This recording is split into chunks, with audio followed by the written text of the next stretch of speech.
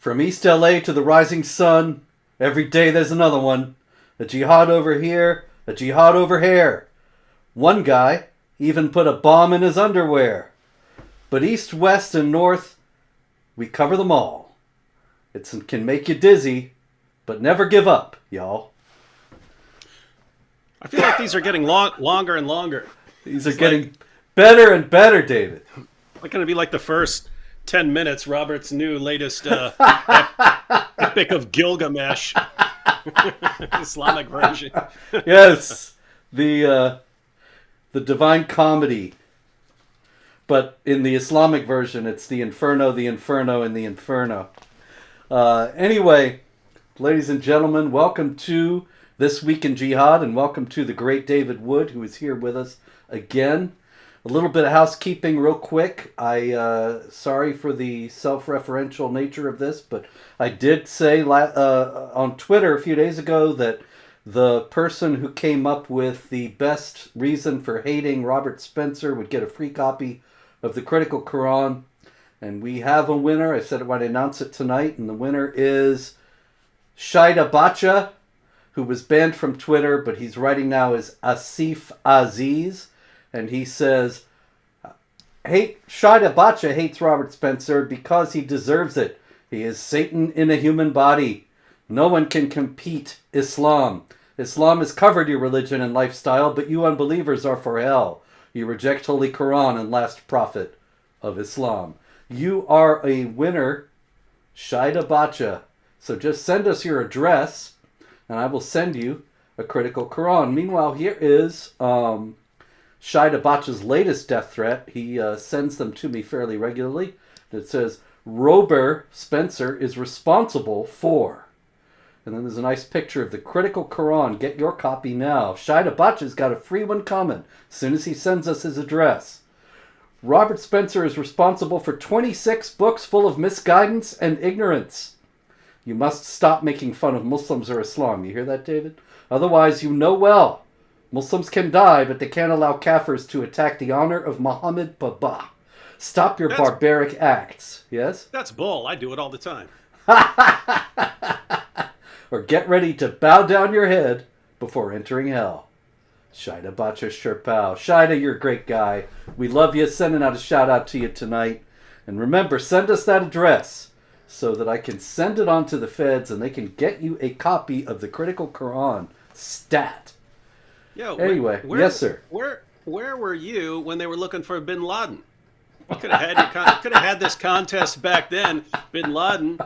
See, because everyone thought he's hiding in a cave and that he's got no technology and stuff, but he's just chilling in a house, looking at porn on his internet all day, and he would have checked out your Twitter feed, and then porn on my Twitter feed. He'd have saw the contest, and Osama would have said, I want to kill him because he's the worst person in history, and he exposes all our plans, blah blah blah blah blah, and then he'd have won the contest, and you'd have asked him for his address, and he's stupid enough to probably give it to you. Well, David, it's partly because I had so many other books to write, and I didn't get to that one in time. Really should have written the Critical Quran years ago, but that's another story, ladies and gentlemen. It's here now. Better late than never. Could have gotten Osama even earlier. Yeah, well, Shaida Bacha may end up giving the man a run for his money, but we can hope not. Shaida, remember, send us that address, man. I can't give you the Critical Quran without an address. Anyway, let's get going here, David. There's plenty of jihad. We have this. Shall we start with the stupid infidels of the week? Couldn't hurt. There's always more. Okay, we have the Pope. I think the Pope is the big star of the stupid infidels week. This week, he went to the wonderful nation of Bahrain and participated in a dialogue forum with the Muslim Council of Elders and Sheikh Ahmed Al-Tayyib, our old friend, the Grand Imam of Al-Azhar. And at this wonderful symposium, he was, of course, played like a fiddle once again by Ahmed Al-Tayyib, who told him that he was tired of hearing all these lies about Islam, the religion of peace and equality. Now, David, if you had been there, what might have you responded to Ahmed al-Tayyib? At-Tayyib. Yeah, yeah, I might have, asked him about some very basic passages like "fight those who do not believe in Allah." Um, Asked him about some of the, even in the hadiths where Muhammad says that he's been commanded to fight people until they say there's no God but Allah and that Muhammad is his messenger, and just basically asked, hey, if it's okay for your religion to call us the worst of creatures and to call for violence against us, how are we just not allowed to say anything in response? I'd like to know that. And then also, hey, didn't the Pope, like, I don't know, like 7 or 8 years ago, like someone was killed for criticizing Muhammad or something like that, and then he was on a plane and he said, we must not criticize, if you say something about someone's mom, you'll get a punch in the mouth, and like made it look like he was defending the killers. Yes, that's right. The Pope also said in 2013, authentic Islam and the proper reading of the Quran reject every form of violence. He said it, ladies and gentlemen, and he was not doing stand-up. This was a real, serious, apostolic exhortation from the successor of Peter himself. And we know it's right because it came from world-renowned Islamic scholar who knows more than all previous Islamic scholars, the Pope. Indeed. The Grand Sheikh of Vatican City. But Ahmed al-Tayyib was not the only one who ran circles around the Pope and left him with no hope, unable to cope.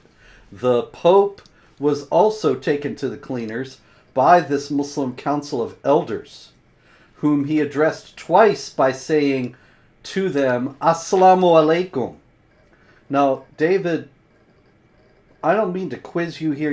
I'm not really naturally an interviewer, and so these questions being unrehearsed, I don't mean to throw you any curves, but do you have any remarks on why Assalamu alaikum might have been kind of a faux pas for the Pope to throw at the Muslim Council of Elders, and not once but twice? You know what would have been funny if there was in the Muslim sources there's that, I forget what the phrase was, but some of Muhammad's Jewish critics would actually say like "death be upon you," but it sounded similar, and they would sort of mumble it. That'd have been funny if I mean, it'd have been messed up because I don't even want these Al-Azhar scholars to die and stuff like that. But it would have been it would have been kind of amusing. Indeed. But Ahmed al-Tayyib, of course, he didn't correct the Pope, but Assalamu alaikum is actually something that should only be said by a Muslim to another Muslim. Because only a Muslim can wish another Muslim peace. Because only a Muslim has peace, and only Muslims are deserving of peace. So he shouldn't have said it. It reminds me, actually, back when I was in college, way before you were born, and back in several centuries ago, and I had these Muslim guys that I was always talking to, and so I just learned the phrase and went up very proudly and said to them, Assalamu alaikum, and they said, oh, hello, and I was kind of shocked, and I thought, well, wait a minute, aren't you supposed to say wa alaikum assalam? And he said, you're not a Muslim. I can't return the peace to you. And you shouldn't be saying that to me. But the Pope had no idea. Ahmed al-Tayyib, of course, didn't tell him anything about this.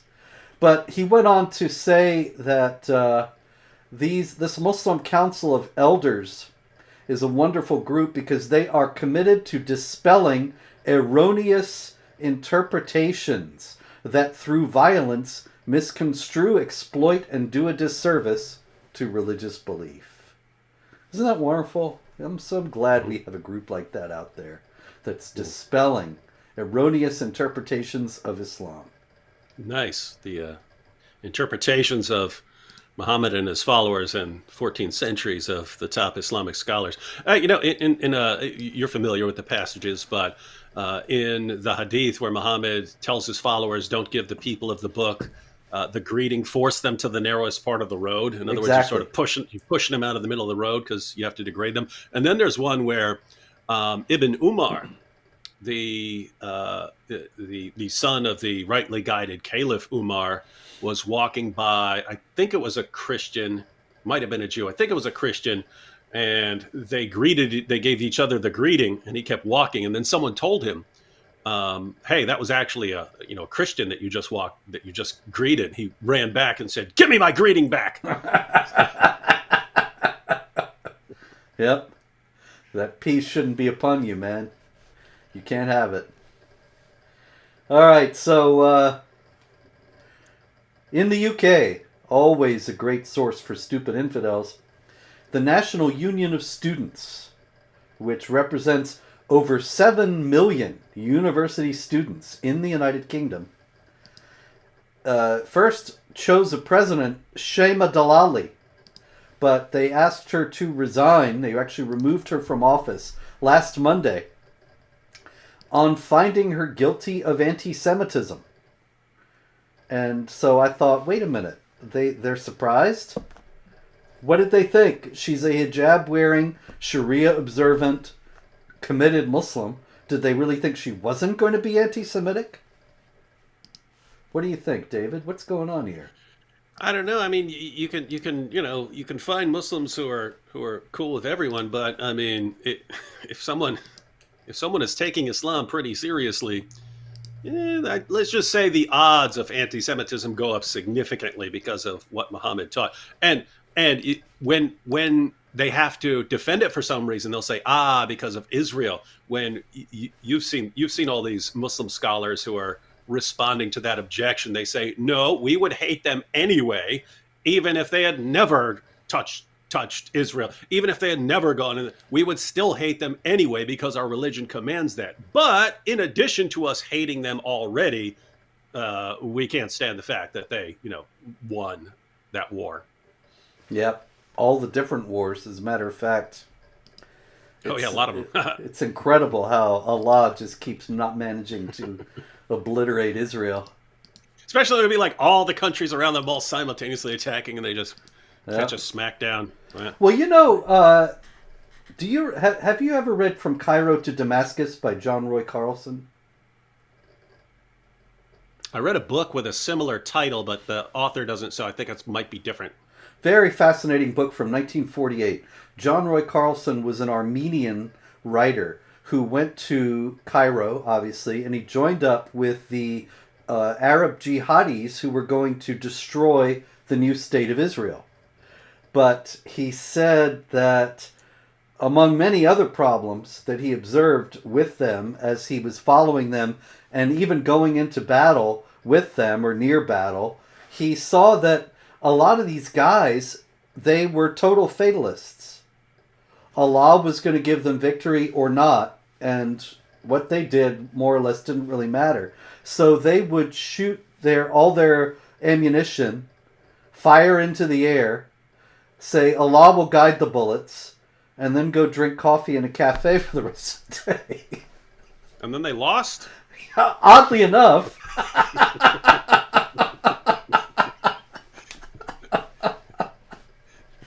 It's inconceivable, but they did. Sucks. They should have had those guys training, doing the training for jihadis always. Indeed. Yeah, it makes me wonder, the jihadis don't seem to have that kind of faith because they do seem to be generally better trained. Not in all circumstances, but certainly quite often.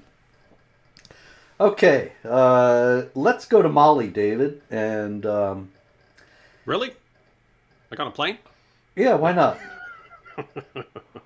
That would be wonderful, Fly to Bamako. They would be shocked to see us, I tell you.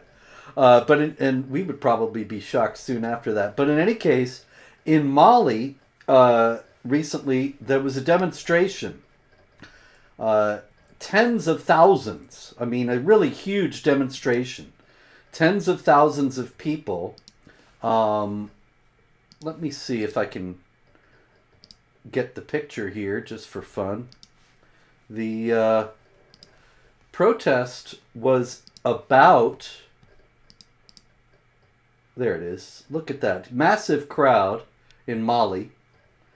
And it's, oddly enough, it was not about people twisting and hijacking the noble religion of peace and giving the impression that it was in favor of violence. But the demonstrations were because there was a video circulated in Mali containing criticism of Islam, the Quran, and Muhammad. David, have you ever seen a comparable demonstration of Muslims against terrorism? No. In fact, I remember. I remember years ago in Dearborn. I actually went to it. They were calling for like some million Muslim march against terrorism, and like maybe 30 people showed up. Yeah, I remember. Like it was going to be. There were almost more reporters there trying to get camera angles to make it look like it was a lot of people. There were almost more reporters there than there were people who showed up to condemn terrorism. I remember that very well. There were actually several of those, and they all got massive publicity, far greater publicity than their numbers warranted. But none of them got more than like 100 people, and most of the people in attendance were non-Muslims showing their solidarity with the moderates. Not saying there are no moderates out there, just that they're not coming out in huge numbers to show that they oppose all this that's going on. Yeah, it's I mean, it's like you can grant that there are Muslims who don't want violence and so on, and I've known plenty of them over the years, but you're right, it doesn't seem to get them excited to run out and condemn the violence. It's like they get far more upset. They get far more upset by someone criticizing their religion or making fun of Muhammad than they do about people slaughtering unbelievers in the name of Allah. And I can only speak for myself here, but I'm sure this is true for a lot of people. If a Christian were going out slaughtering people in the name of Jesus, and versus someone making fun of the Bible or something like, I'd be way more bothered by the Christian going out and slaughtering people in the name of Jesus. Oh yeah. Also, it must be said, David, that the Western Islamic apologists who profess to oppose all this violence that is committed in the name of Islam, they seem to be far more interested in confronting people who discuss the violence and people who oppose the violence who are non-Muslims than they are in actually going to Muslims who disagree with them and trying to convince them that their understanding of Islam is wrong. Yeah, and this is. I mean, think about this. All the people who have debated us over the years, and we challenge you to debate this, and we will refute your claims about you. Like, it's like, okay, that's good. Happy to do that. Happy to have that discussion. But how are you not focusing on the people slaughtering unbelievers in the name of your? Why aren't you? Why is it always trying to convince the unbeliever that Islam is peaceful and not convince the believer that Islam is peaceful? I think it's because they know they would get absolutely destroyed. Even if it's not literally, and they don't get murdered for saying that Islam is a religion of peace to some actual jihadis, they would get crushed in debate. And it would be them reinterpreting some of the clearest claims in the Muslim sources, and the jihadis going, are you serious? You think you're greater than Allah and Muhammad, that you get to just say what they actually mean and it completely contradicts what they're saying? They conclude that they're apostates. So, David, you're far more versed on the scene of the Dawagandists than I am. Can you tell me, have any of those guys whom we have debated, have they debated any of the other Muslims who are open about Islam teaching warfare and conquest and subjugation? I can say most of them certainly haven't. I'm trying to think of it. Like, I know there's a guy, Perfect Dawa. He actually tries to argue with those guys. Unfortunately, Muji's not terribly popular, but Muji? Yeah, Muji. His channel's like Perfect. Mujibur. Okay, I was thinking that sounds Japanese. his channel's perfect dawa, and to his credit, and I acknowledge this in one of our debates, he actually tries to have conversations with the Ali Dawas of the world and stuff like that. But Mhm. that's just the problem. It's he's the exception to the rule. The rule is silence the critics of Islam who are saying exactly Yeah. what Islam teaches, but not the jihadis who are saying exactly what it teaches. Yeah, I'd like to see it. I'd like to see Nadir Ahmed or Shabir Ali or one of those guys that insist that it's all peaceful and wonderful and tolerant and great. Let them go up against Daniel Hakikaju and tell us who has the better understanding of Islam. Let them convince Hakikaju that he's all wrong and that he should be peaceful. I'd love to see that. I think we're going to be waiting for a long time, though. Yeah, it'll be which part of whoever leaves his Islamic religion, kill him. Didn't you understand? Which part of that was unclear? Oh no, he means what Muhammad really meant there is if you leave Islam and then you go join a foreign military and then you join, the army's coming in and then reluctantly they may have to fight against you. Yep, it would be quite a spectacle. Anyway, let's go to France. We can take the next flight out of Bamako and land in Paris. And so Paris might be more dangerous nowadays. You're right. Here's actually a story about one of those guys, Ayman Ben Hassina, who is from Tunisia. And he was ordered to be deported after this, but only 4% of Tunisians who are ordered to be deported from France ever actually leave. This is quite a story, really. He stole a baguette from a bakery. He fled. He's chased by the gendarmes. He goes into a bathroom and loosens the tap, the faucet, and he hits one of the gendarmes with it, and the other one's coming at him, so he bites the other gendarme. Meanwhile, he's yelling a particular phrase. I hate to belabor the point, but what do you think, David? Let's check and ask the Wheel of Terror. Totally random. What do we get? It says Allahu Akbar, I believe. Yeah, I'm going with that one. Yeah, I think you're right. That's what he said as he threw the faucet at one gendarme and bit the other. This is disturbingly correct. Hey, I have to say I respect the ingenuity. I mean, that's like the MacGyver of like the MacGyver of jihadis, right? Like, they got me cornered here. Give me that paperclip. I'll stab his eye. Here's the faucet, right? So, it's true. It's true. It's not your average jihadi. We have another one out of France. While we are here, terrible story, really. This is about a convert to Islam. Now, you would think that converts to Islam would be the most peaceful people of all because they are learning the true Islam, the peaceful Islam. But unfortunately, this fellow, Anthony C., they never give the last names anymore. Anthony C., he converted to Islam. And after he converted to Islam, he tried to get his mom to convert to Islam. But his mother did not think that would be a great idea. So, what did he shout, David? Going with my classic Allahu Akbar. I think, yeah, it's always good to go with that.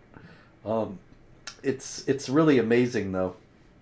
One day they're gonna shout, "This is MAGA country," but not yet. And where did he stab his mother? Oh man, I need another jihad whirl. I'm gonna go with neck. That is correct. Amazing. You should go to Vegas. I would fund all of our work for the rest of our lives. I should have played the Powerball as correct as I am at. You don't forget you got to film that Jihad Jeopardy show sometime. Yeah, we're gonna do that. Oh, it's going to be great. I'm gonna wait till I gotta wait till someone like really, really ticks me off, and I want to get them. Okay. Do that. All right. So we have interesting story out of Pakistan. A female suicide bomber who killed 3 Chinese teachers in Karachi in April was described by Reuters as being highly educated. And I thought that's kind of interesting because, you don't hear it so much anymore. Because nowadays the terrorist focus has shifted. And the FBI and all these outfits are looking for different kinds of terrorists. But a few years back, you used to always hear that poverty is what leads to this. Poverty and ignorance. Lack of education. So we really need to build schools, and that will take care of this problem. And so don't forget climate change. I've heard that one too. Yeah, climate change as well. And so you'd think that this highly educated woman in Karachi, instead of becoming a suicide bomber, would be devoting herself to fighting climate change. But somehow she got the idea that becoming a suicide bomber would be something that would be a good career path. I don't know. Where do you think this idea comes from? It's one of life's great mysteries. She must have been watching your show and got all of her information about Islam from you. That must be it. You're right. It's the deleterious influence of This Week in Jihad coming to life. Really, I'm sure YouTube will take that seriously, and so, we're probably not long for this world, but there are always ways around these things. Interesting story also out of Pakistan, David, while we're on the subcontinent. Imran Khan, the former Prime Minister of Pakistan, who was very pro-Sharia, very, very much a Muslim hardliner, he was shot in the leg at a campaign rally. He's trying to become Prime Minister again. And the man who shot him, Naveed Mohammed Bashir. I should have asked you what his name was. Anyway, Naveed Mohammed Bashir said he shot him because Imran Khan claimed to be a prophet. Now, I never heard anybody but Naveed Mohammed Bashir say that Imran Khan claimed to be a prophet. And as a matter of fact, when I put it on Twitter, there were all these Pakistanis saying, "You are lying! Imran Khan has never claimed to be a prophet." And then they played the video of Naveed Mohammed Bashir saying, "Imran Khan said he was a prophet, and that's why I shot him." But then Imran Khan himself, brushing aside these claims, he said that the Prime Minister, Interior Minister, and the head of the military in Pakistan were responsible for the shooting, and that Pakistani Muslims should wage jihad against them. Wow. What do you think he meant? Surely he meant, get their kids to school on time, right? That's what jihad means, or, working out when you don't feel like it and stuff. Yeah, exactly. So, surely... It's cool. The Pakistanis are going to be all shredded up after this. Oh, yeah. Because they're going to all go jihad at the gym. All right, out of India, right next door. Hey, that would be a funny skit. I just want it out there because I will literally forget that I said this 5 minutes from now, and then someone will eventually remind me. But that would be funny. We'll have someone playing a sheikh in a mosque, and he says, "And you must wage jihad against the infidels. Go wage jihad." And it shows all the guys go to the gym. Yeah, they come back and show the imam, "See, we are jihadis." What, is he dead? No, we're shredded. You are idiots. You got to get Werner Klemperer to play the imam. Colonel Klink, ladies and gentlemen, look it up. It's a 1960s cultural reference long before you were born. Anyway, I yes. used to drive my German teachers insane because all my German accents came from Hogan's Heroes. Hogan. Yes. Okay, Now I'm tempted to do this, do the rest of the show here and in a shocking incident, a 46-year-old tribal man. Werner Klemperer, ladies and gentlemen. You look him up. Anyway, more impressions coming soon. In India, terrible story, actually. A 46-year-old Hindu was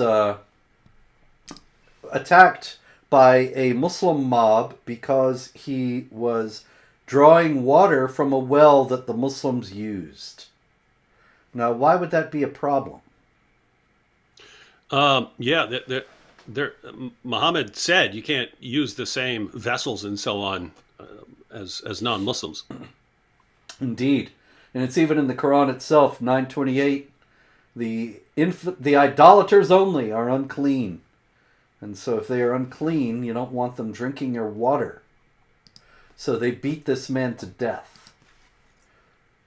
Meanwhile, also in India, a couple of women were discovered. They were accused of being lesbians. And a Muslim mob burst in on them, tortured them, burned them, threatened them, and so on, because they were considered that they might be in a lesbian relationship. What is the punishment for that in Islam, actually? That would be death. That would be death. Although there is the possibility held out in the Quran, if they testify, that is, if they have the witnesses confine them to their houses until death overtakes them, or Allah finds another way.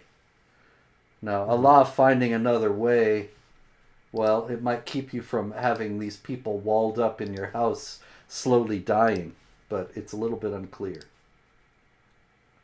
A lot of people say that refers to the stoning that's only in the Hadith and not in the Quran at this point. But of course, Caliph Umar said some people might think stoning is no longer Islamic because it's not in the Quran, but it used to be, and Muhammad did it, so you better get with it. Anyway, yeah, it's one of those because they have their we have those different categories of abrogation where it's still in the Quran even though it doesn't apply anymore. Then they have it's removed from the Quran and it doesn't apply anymore, and they have the category it's abrogated from the Quran but the ruling still applies, and that's one in that category. And it's like just, I mean, how obvious can it be that you just invented an explanation for every scenario? Yep. It's a deeply complex thing, David. It's very complex and beautiful theology. Hey, they that they have physics classes in the Palestinian Authority, and this was a very interesting physics class. It posted a diagram of the path of the martyr Uday at-Tamimi, who set out from the Shwafat refugee camp toward the entrance to the settlement Ma'ale Adumim, and asks them to calculate the actual distance the martyr traveled in order to kill Jews. And I thought, well, that's at least ingenious. You're at least actually trying to learn something, but everything is saturated with this same hatred. That would be that'd be another funny skit where a teacher has a classroom of kids, and in order to keep the kids interested, everything she's teaching has to be relevant for terrorizing unbelievers. That would be great. If Jihadi A leaves town traveling at 60 miles per hour, and Jihadi B leaves an hour later traveling at 80 miles per hour, how long will it take Jihadi B to pass Jihadi A and blow up his target first? That's beautiful. This is going to be a great curriculum. In Germany, a Syrian Muslim migrant, he stabbed the ticket taker at the train station. No, the bus station, excuse me. And then he was shown after the arrest, here he is, smiling happily. And people were baffled. This actually got coverage in itself in Germany. Why is he smiling after he just stabbed an innocent man? Why do you think he might be smiling? Might have been smiling, David. I don't know, but I mean, as far as his belief is concerned, he just scored some major points with Allah. There you go. That's a big thing to smile about. Points with Allah are hard to come by. He's a very unhappy God. So, it's really tough. Okay, we have also... Oh, I had one other... Oh, there it is, yeah. Turkish television. This was an interesting thing. Turkish television showed the Turkish sphere in 2050. It was a political show about what's going to happen over the next 3 decades. And the Turkish sphere, you can see it on the map here, it encompasses Turkey, Greece, Syria, Iraq, Jordan, Israel. Actually, Israel is left out. I see that now, but that's very odd. Arabia, Yemen, Oman, Egypt, Libya, and Uzbekistan, Turkmenistan, the Caucasus region of Russia, and so on. What do you think is going on there? Why on earth would Turkey think that it had a right to all that territory? It looks like stuff that at one point had been controlled by Islam, and therefore it's all theirs. There you go. Drive them out from where they drove you out. If it was Islamic once, it's Islamic forever. In Denmark, 2 Muslim migrants from Afghanistan, they plotted the murder of a pregnant woman. Seems to be known to them, and not all the details are known, but they did attack her outside her workplace, dragged her out of her car, and where did they stab her, David? Going with neck. You are correct, sir. Once again, for another $100, they stabbed her in the neck. Switzerland, excuse me. In Switzerland, there were a couple of Muslim migrants from Albania. Actually, father and son. This is interesting in light of the how you have pointed out in the past in stories about the Muslim rape gangs in Britain, how often this is a family affair and you have fathers and sons participating. So this was a father and son team, and it seems that they kept 4 women as slaves for 16 years in Switzerland. And so, I don't know, what can one say really about that, but do you have anything to tell us about that, David? Well, I mean, Muhammad had female slaves, so who's going to object? Exactly. If Muhammad did it, it's good and right, and that settles it. That's it. There is no other consideration that need be taken into account. Let's see. Oh, I forgot this when we got off the stupid infidels, and this is a very important stupid infidel story. In Germany recently, there was a Muslim from Somalia who went on a knife rampage, stabbed some people, and Jan Caron, a journalist there in Deutschland, he criticized Somalia following the attack. And he said that it was dangerous to bring people from this country where certain values were inculcated into Germany where they would live out the same values. And so this Somali, by the way, he shouted something during the attack, during the stabbing. What?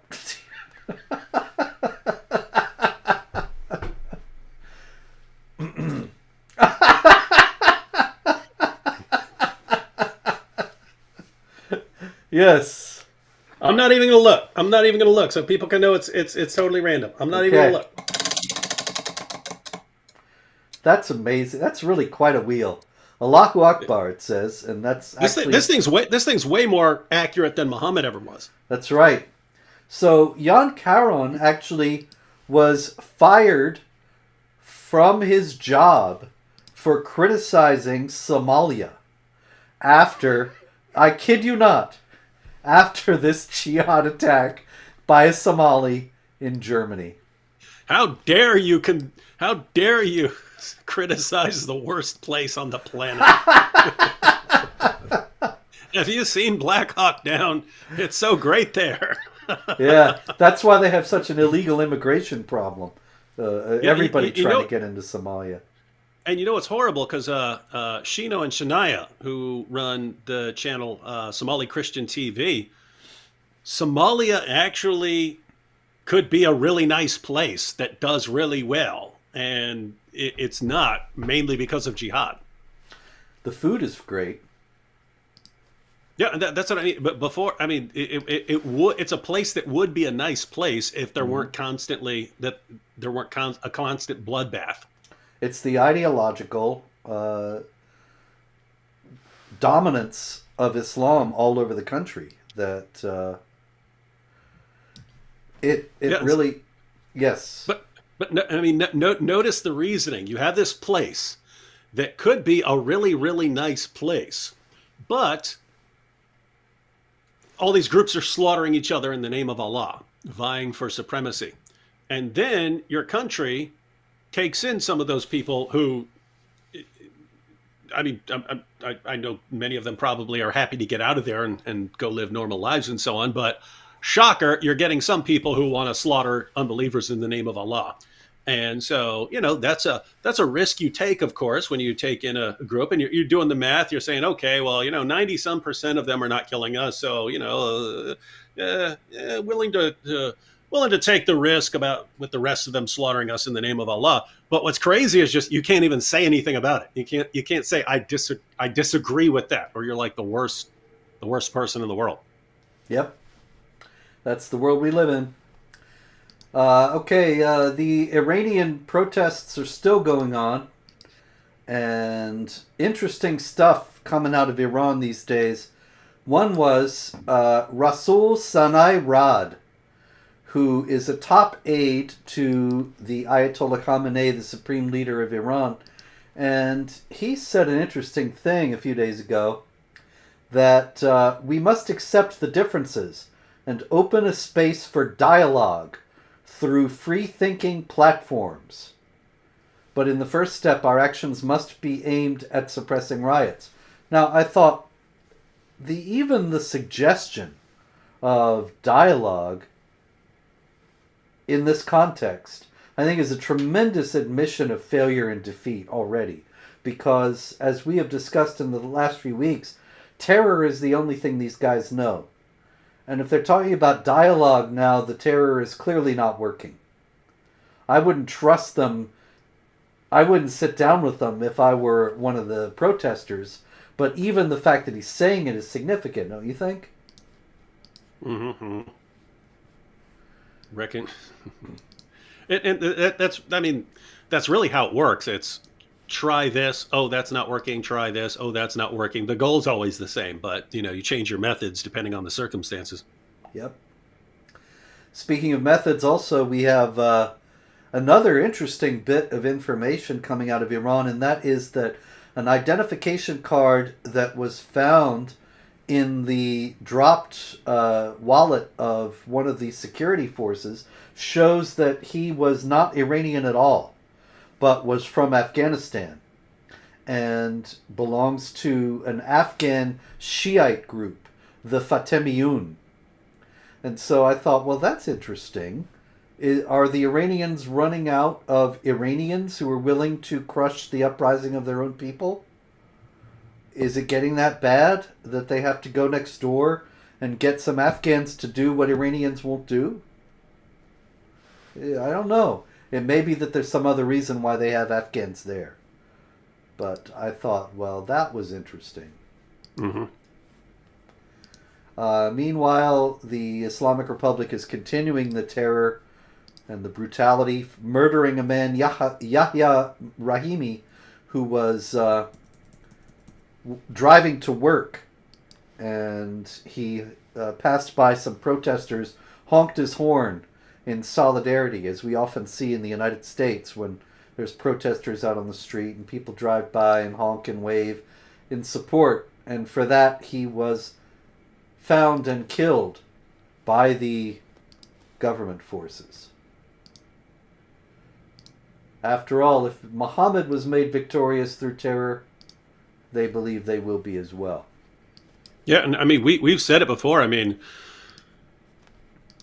like, we're looking at the leaders in Iran saying, look how horrible this is, but what else can they possibly do, right?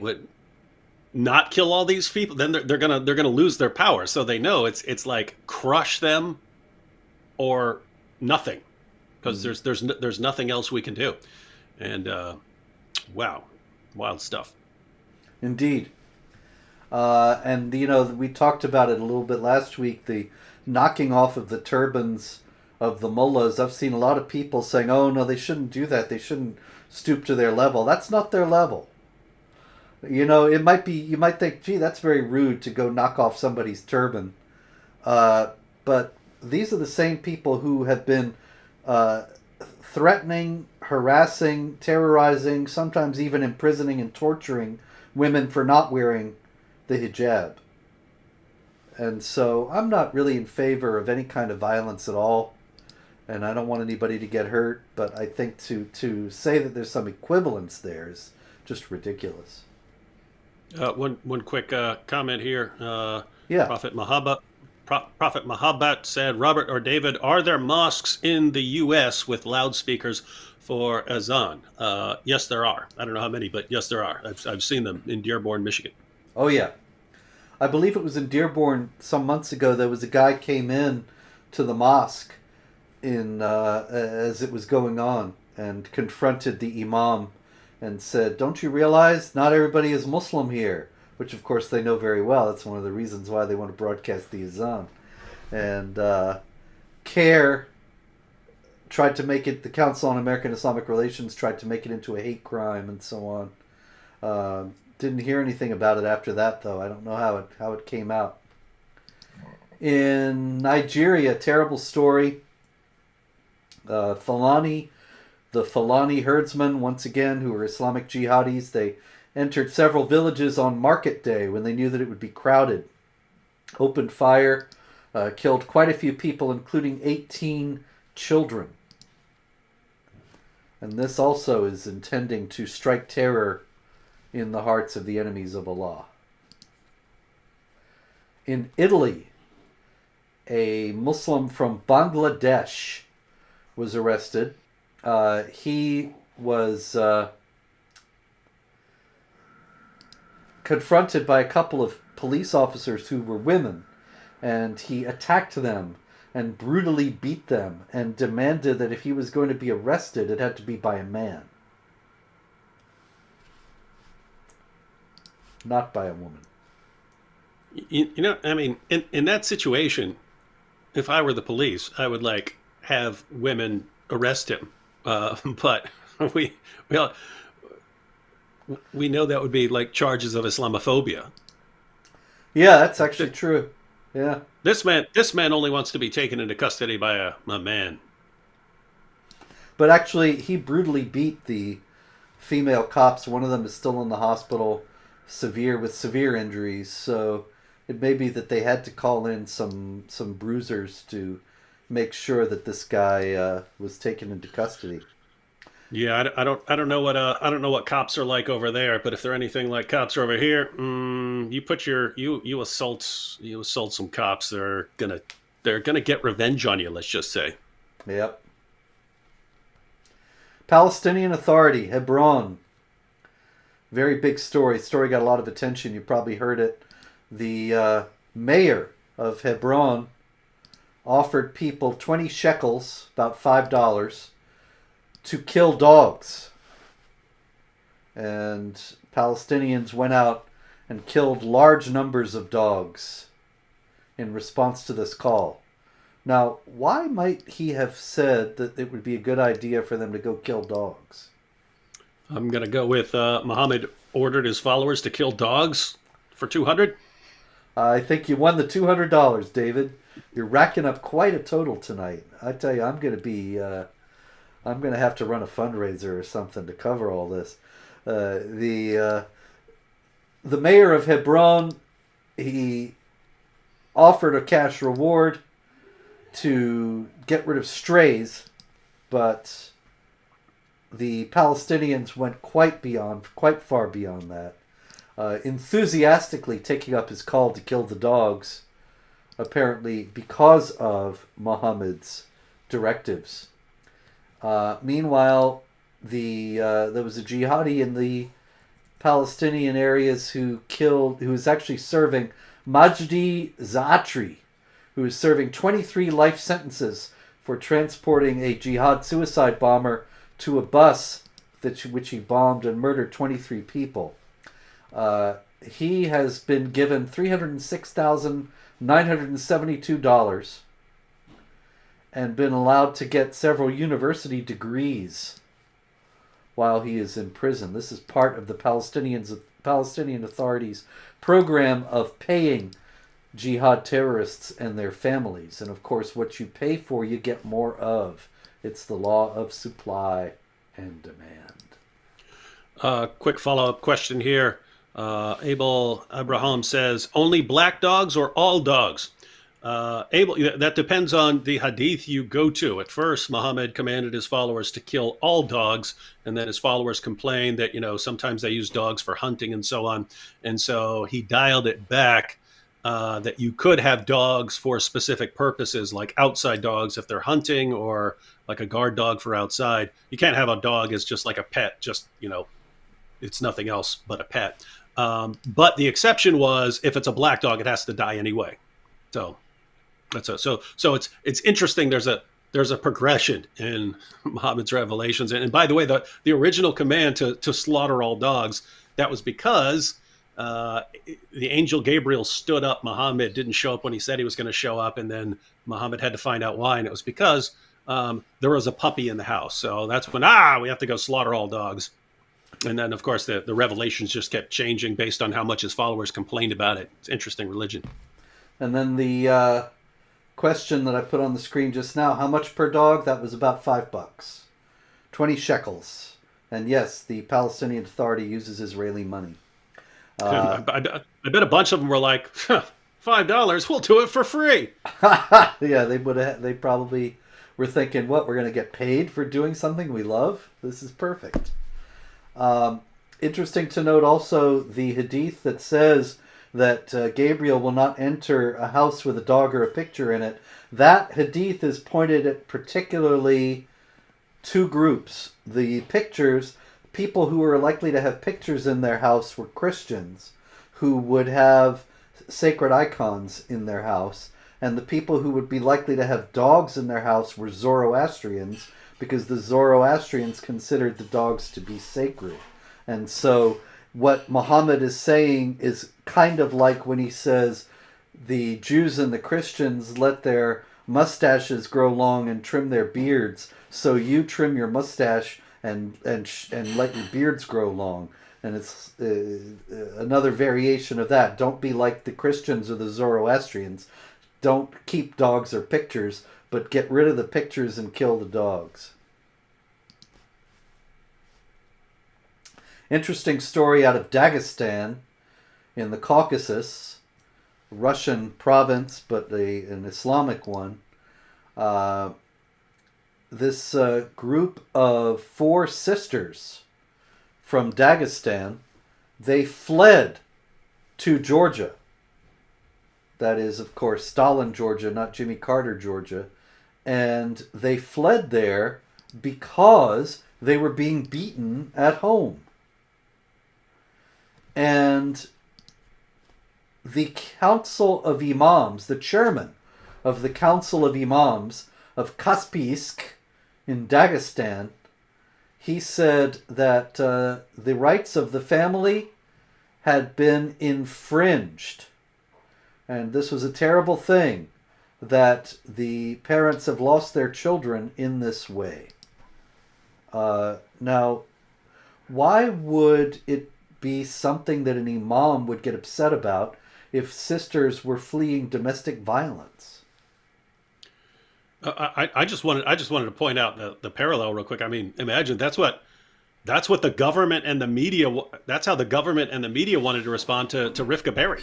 Remember that? Yeah, that's true. Same thing. So, in Islam, of course, you are to beat women from whom you fear disobedience. This is in the Quran. Consequently, the chairman of the Council of Imams of Kaspiysk, he is very upset that these sisters have fled this, because that's the will of Allah. If they're being beaten by their parents, that's the will of Allah.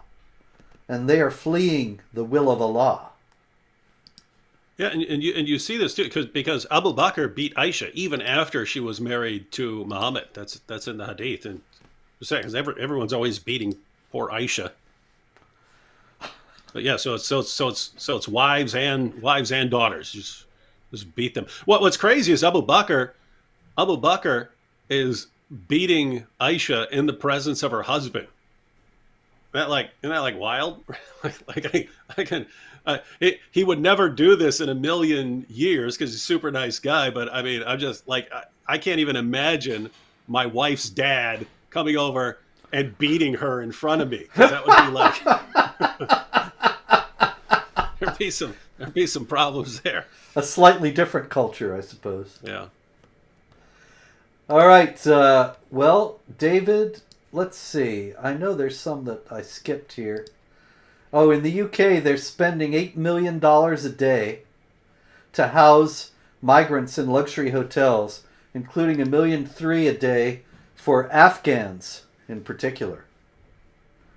Now, nothing can go wrong with that, right? That's just an extraordinary act of beautiful generosity, isn't it? No, I mean, I might convert to Islam just to go get the free housing, man. Yeah, because it is luxury hotels are being put up in 4- and 5-star hotels. You can't get hotel reservations in these nice hotels in Britain these days because they're full of these migrants. Must be nice. Indeed. Can you imagine? I mean, and it makes sense, because again, there are lots of Afghanis who do not want to be ruled by the Taliban. These guys were literally hanging onto the side of a plane, plummeting to their certain death and so on in order to get out of, in other words, clinging to the siding of a plane and falling to your death would be better than being ruled by the Taliban. I have to say I agree with them. But, of course, then you get some of them out mixed with some actual jihadis and so on. And there are plenty of people who don't want to be ruled by the Taliban. Nevertheless, they still want to fight for Sharia and so on. And then you come to the UK and you put them up in these 4-star hotels. And it's like, wow. It's amazing. Genius moves. Meanwhile, one last thing before we go, and that is in the UK, very interesting article in a Christian publication, Premier Christianity, by a Christian there in Britain, who said that, as a Christian, I'm worried that Islam is above criticism. And he says the concept of Islamophobia plays into a victim mentality that society should not encourage. Defining Islamophobia makes it virtually impossible to avoid interpretations that encompass any criticism of Islam. That is, what he's saying is, you start talking about Islamophobia, and it's not defined between attacks on innocent Muslims, which are never justified, and criticism of jihad, terror, and jihad doctrine, which is always justified and necessary. And you end up stifling the debate that we should be having and must be having about Islamic doctrine. Mm-hmm. Is that not the case, David? Yeah, and I mean, notice it would be one thing if Islam were like the most peaceful, wonderful, non-confrontational thing in the world, and you said, "Guys, could we not be talking? Could we not be criticizing that? It's so nice." When no one applies that, I mean, I'm sure there are some really creepy Mormon leaders out there and so on. Every Mormon I've ever met in my life is like the nicest person in the world, and people just make fun of them. You can even have a, the Book of Mormon musical doing nothing but making fun of them on Broadway. It's fine. But you get to Islam, and Islam is this ideology that calls for the violent subjugation of the entire world. It calls us, Jews and Christians, the worst of creatures. It calls for our violent subjugation specifically because of our beliefs. Calls for all sorts of horrible things like, beating women into submission, killing apostates, and so on. And so it's like, if anything in the world it should be open to criticism, it's that. And somehow it's the one thing we're not allowed to criticize. That's the craziness of the world we're in. Ladies and gentlemen, that brings us also to the end of this hour of This Week in Jihad. Next week I'll be hurtling through the air in a tin can around this time, so it might be a couple weeks before we're back, but there's likely to be more jihad, and so we're likely to be here again. Till then, stay away from the jihadis, be safe, and God bless you all.